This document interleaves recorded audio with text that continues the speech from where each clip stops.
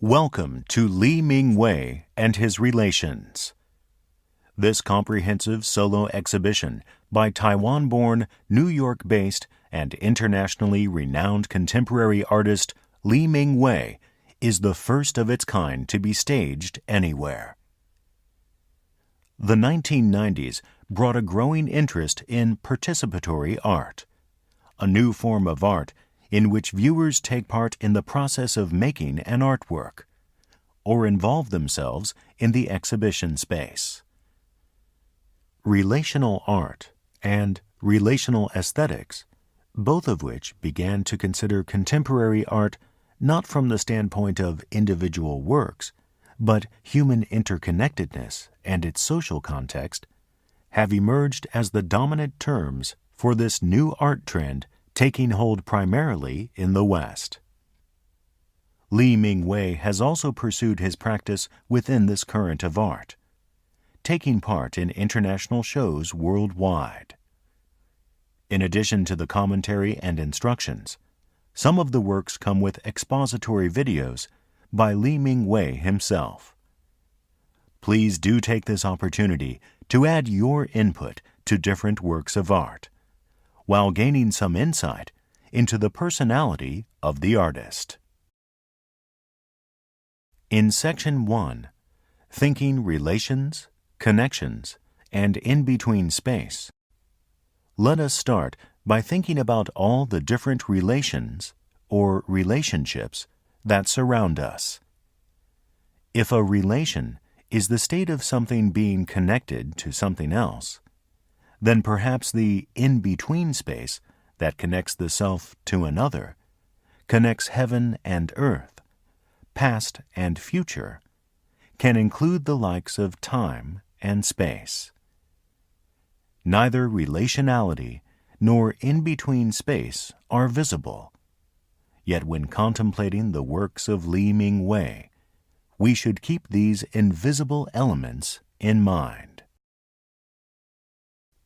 Do you happen to be wearing any clothing that has lost a button or is ripped and requires stitching?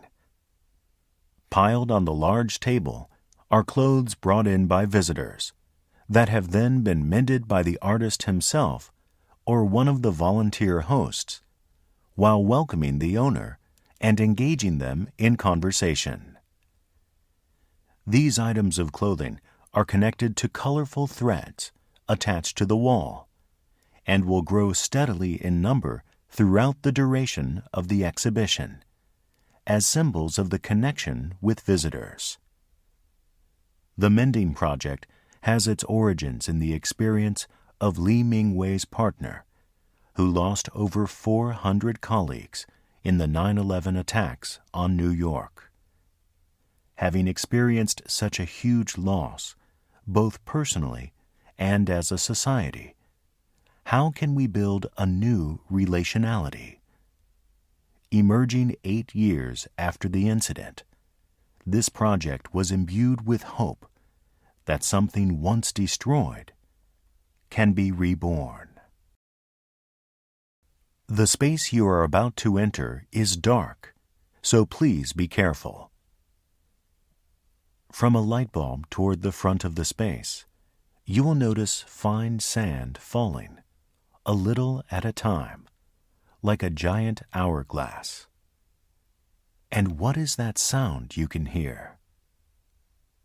The tones of a traditional Mongolian string instrument, known as the matochin, or Mori in Mongolian.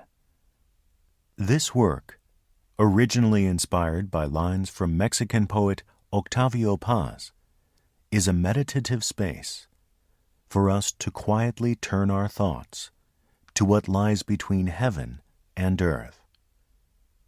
As you watch the sand quietly falling, take some time to contemplate the passing of time, how everything changes and moves in cycles, the law of all things, and the providence of nature. Mingwei's practice has consistently been discussed within the participatory art current that first developed in the 1990s. In this section, titled Works for Relationality, let us explore what kind of relationships and resonances come to light when we place his work within longer historical and broader cultural contexts. In actual fact, over the centuries, many artists, religious leaders, and thinkers have pondered relationality and in-between space.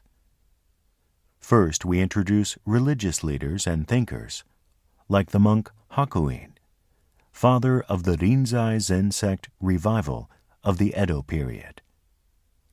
Artists shown here also include Yves Klein, who explored air as an immaterial material, in the sense of it being an invisible in-between space, and leading 20th century composer John Cage, who was influenced by Zen and other Eastern philosophies, followed by post-war and contemporary artists. Try turning your thoughts to the kind of relationships that become apparent from the works and words of each of these individuals. Yves Klein was a French artist whose career spanned from the 1950s through the early 1960s. Klein began learning judo at a young age, coming to Japan for training in the early 1950s and earning a black belt. The period between his return to France and his death at a young age in 1962 was especially productive in terms of his art. At first glance, Klein's performances and events seem nonsensical. Yet when we consider that at their heart was an interest in air as one of the elements making up the universe, we realize that he was, in fact, engaged in some fascinating experiments.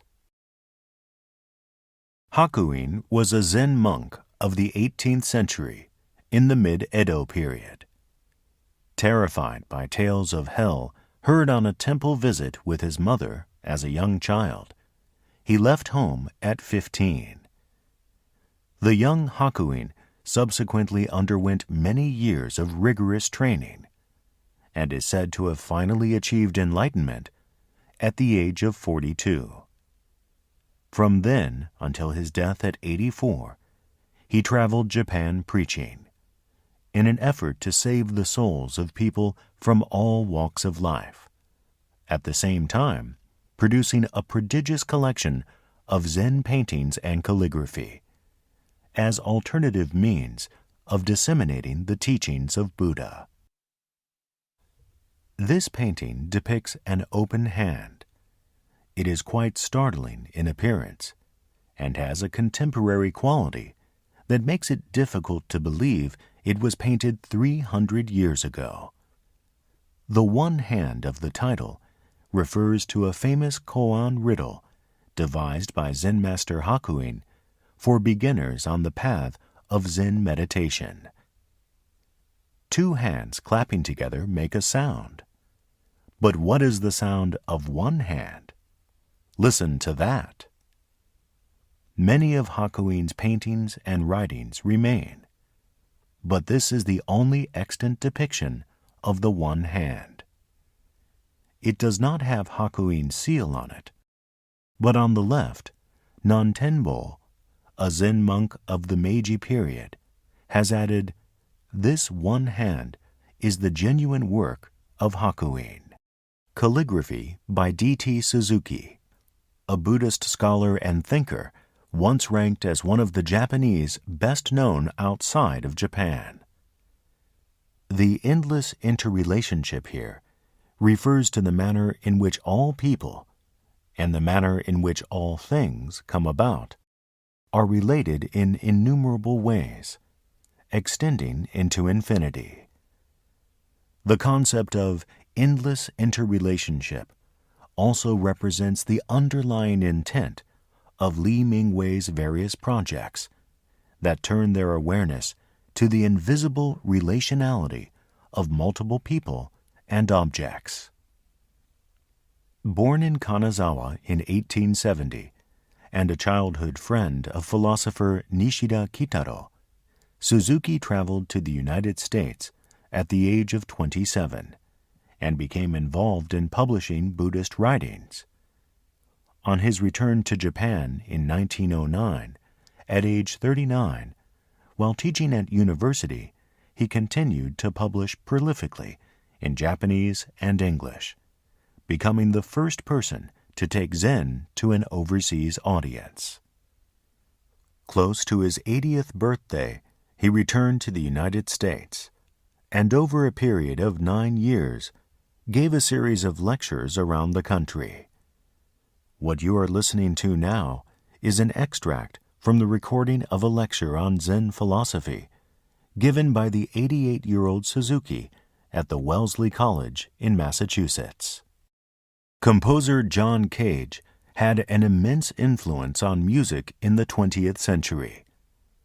He is particularly known for using the I Ching, Chinese Book of Divination, to introduce chance and indeterminacy into his compositions, and for the piece 4 minutes 33 seconds, which consists entirely of tacits. Raising our awareness of the many sounds, from the beating of the heart to incidental noise that may be present in what we perceive as silence, Cage vastly expanded the possibilities of music. Profoundly influenced by Eastern thought, including the philosophy of Asian art and the ideas of Zen, in the 1950s, Cage also attended lectures by D.T. Suzuki at Columbia University. Cage's unconventional ideas, utterly free and born out of an awareness of the laws of nature, and simultaneously eager exploration, for example, of the latest electronic music, remain as fresh as ever in the 21st century. On a trip to Japan in the 1960s, Cage visited the temple of Ryoanji in Kyoto, famous for its rock and gravel garden, which later inspired him to produce numerous prints, drawings, and musical compositions. In the late 1950s, Alan Capro coined the happening as a new form of art diverging completely from conventional forms such as painting and sculpture. These happenings were like events in which various people took part, following Capro's simple instructions. While exploring the possibilities of the happening, Capro further developed his approach to art, arriving at the activity, which could be performed in a state close to ordinary everyday living, without an audience, and not in a setting designed specifically for art, such as a museum or theater. The question was how to consciously engage in daily behaviors, such as shopping, cleaning, and commuting, as opposed to the special occurrence of the happening. Here Capro was influenced by the ideas of philosopher John Dewey, which he came to know in his youth, by his teacher John Cage, and Zen philosophy. Thus Capro was continuously posing the question, what is art? And his legacy is not works we can see, but instruction booklets and video footage, and a way of thinking brought to us via various words. Suzanne Lacey, who taught Li Mingwei at university, studied under Capro. In Li Mingwei's art, which makes us newly conscious of acts we usually perform unconsciously in our daily lives, one may perceive a line from Cage, Capro, and Lacey. This room showcases the work of 3 contemporary artists of roughly the same generation as Li Mingwei. From the second half of the 1990s, so-called relational art or relational aesthetics shifted the central approach to art from things, such as paintings and sculptures, to interrelationships between people and social context. This shift coincided with the global spread of contemporary art and the increasing difficulty of identifying any specific movements or trends. As a prominent example of this change, Thai artist Recreat Tiravani found himself in the international spotlight. A project that involved serving Thai curry at galleries and museums is particularly well known, and he has invited the audience to take part in his work, all the while blurring the boundaries between art and the everyday. Works that allow the audience to participate have attracted growing interest in Japan, too, in the past 20 years, and Ozawa Tsuyoshi is one of those at the forefront of this trend. His Vegetable Weapon series was prompted by the 9/11 attacks on the United States and proposes to overcome political and cultural differences by taking ingredients from around the world and fashioning them into weapons before cooking and eating them at the end as a communal meal. Tanaka Koki, a generation younger than Tiravani and Ozawa, is based in Los Angeles and works internationally. Each and every, shot at a Japanese izakaya pub in Niigata, films a chef going about his prepping, and the viewer is drawn inexorably in, intrigued as to what he might be making. Yet the identity of the finished dish is not discernible even at the very end. Thus one can imagine how, in the kitchen as a whole, each day plays out with this chef's fragmented tasks tying in with those of other people in the same kitchen. From here, let us return to the works of Li Mingwei. In Section 2, we contemplate the essence of Li Mingwei's works, using as entry points the acts we perform daily without even thinking, like eating, sleeping, and walking. When he was 6 years old, Li spent a summer at a Zen temple in Taiwan, subsequently returning there every summer for the next 6 years. He says he perceived subtle changes and differences in eating, walking, and other acts repeated day in, day out, and learned the importance of living consciously in the here and now. And the spirituality of Zen, elements such as turning one's gaze inward and showing compassion, connects the art of Li Mingwei not so much in a religious sense as a way of living and thinking.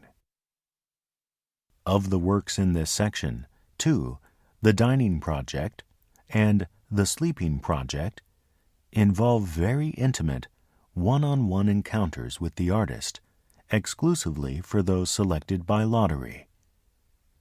Try to imagine what sort of conversations they had, from the videos and objects on display.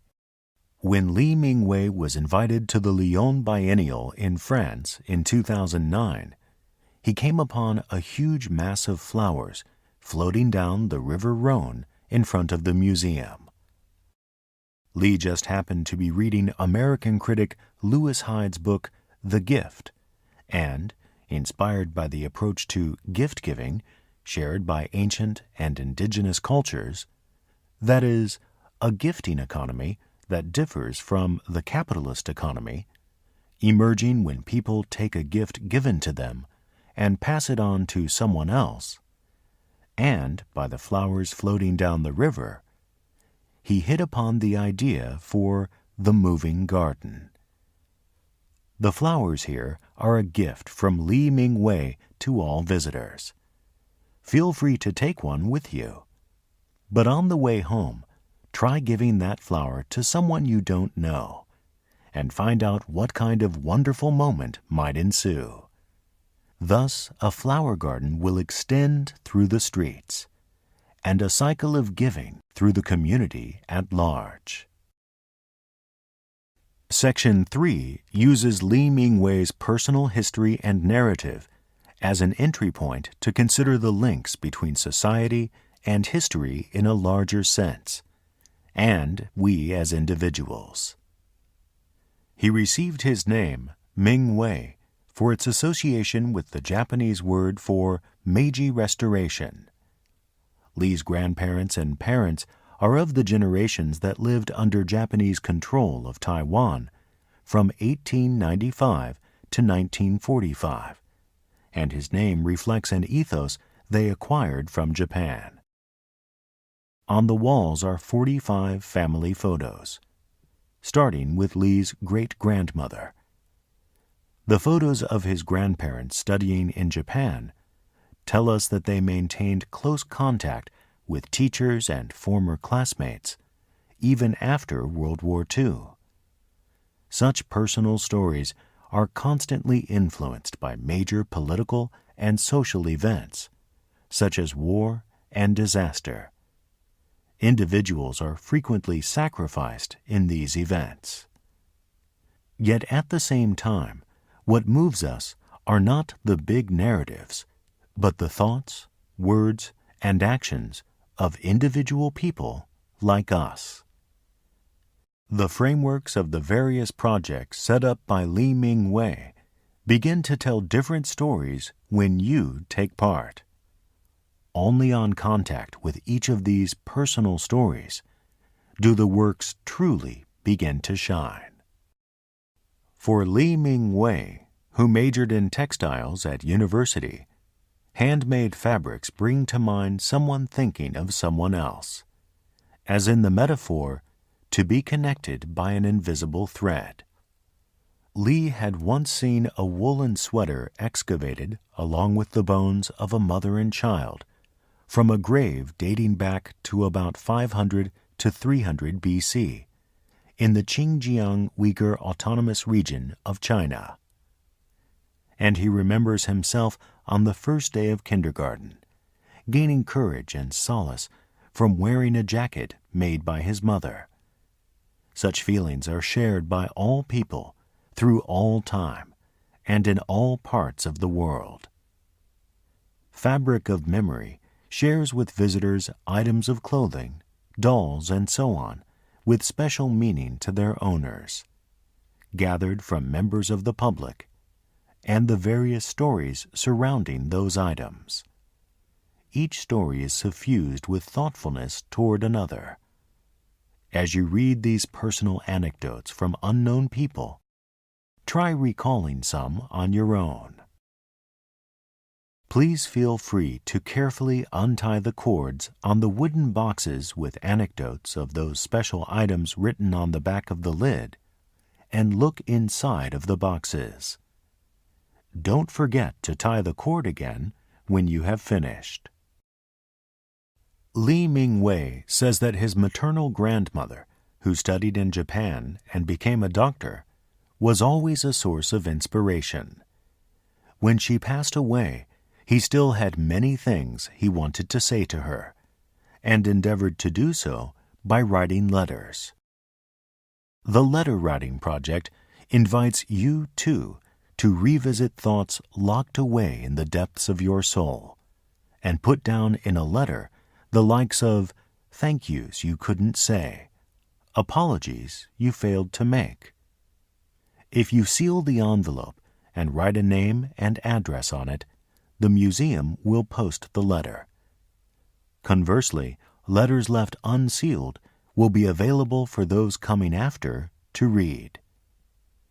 3 booths offer 3 options for writing your letter: standing, sitting, or kneeling. These are taken from the 3 postures in Zen Buddhist meditation. To date, this project has been run at several locations around the world. Apparently, in one case, the letter prompted a couple to reconnect and eventually marry. Perhaps such a miracle will occur at this exhibition, too. Here we are finally in the last room. This living room was originally conceived by Li Mingwei for the Isabella Stewart Gardner Museum in Boston, Mrs. Gardner was known as an art collector and patron, and in the early 20th century built a museum to open up her personal collection to the public. In this living room, assembled at the Mori Art Museum, you will be welcomed by hosts who will share their stories and memories of the Roppongi district through their collections of related subjects. At the end of the room, by the window, you will find an antique chair and side table. These were used by the grandmother who was such a huge influence on Li Mingwei. According to him, she could be both kind and strict, but always, without any fuss, acted in ways that considered other people's happiness. Please consider this place as a small offering from the artist to help you relax at the end of the exhibition while enjoying the view out the window, in the hope, too, that a piece of Li's grandmother's heart will make its way to you.